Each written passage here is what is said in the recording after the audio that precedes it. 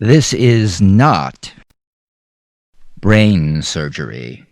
It's making sounds.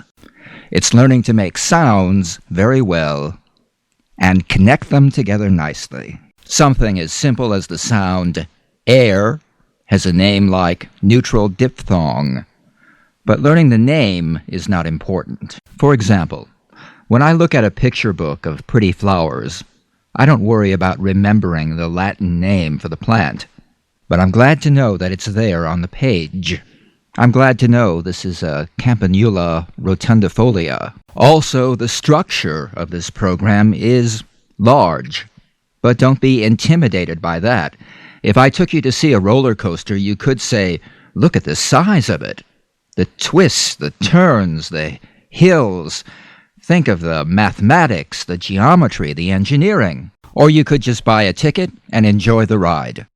Just because something has an elegant structure doesn't mean it has to be any more complicated than breathing. When I talk about theory in this program, I use a higher vocabulary in order to keep it concise and not muddy up the waters laboring over theory.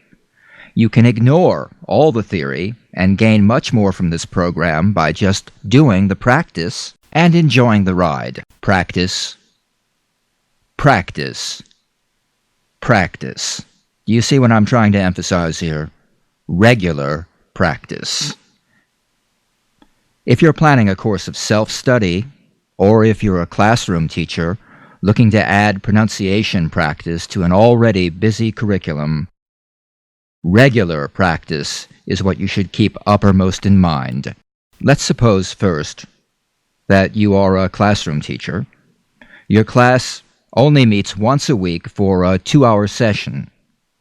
If you can only spare 15 minutes of that session, then make it the first 15 minutes of every session. Remind your students to carry over the good speaking skills from that little 15 minutes throughout the rest of the class session. For example, if I took them through tonal A, long A sounds that day, I would caution them to make good tonal A sounds throughout the session, even as we move on to another English subject area.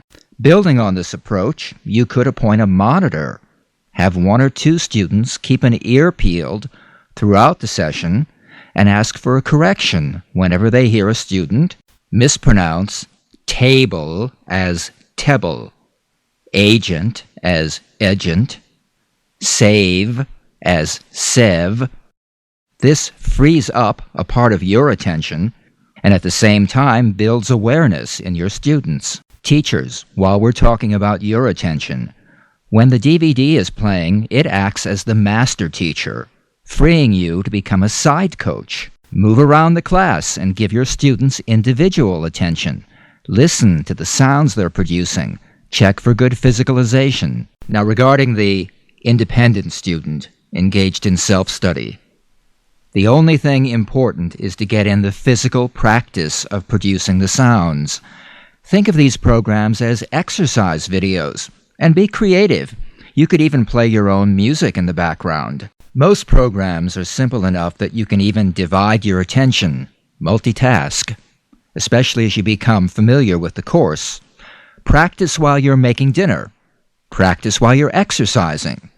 Practice while you're practicing your golf swing. Stay relaxed, but energized. Be sure you feel the lip shapes and points of vibration. Enjoy all the stretching. Get into all the sound-making exercises. Remember, sometimes it's the seemingly silliest things that really work. That's certainly true of speech. So loosen up, enjoy it, and produce amazing results.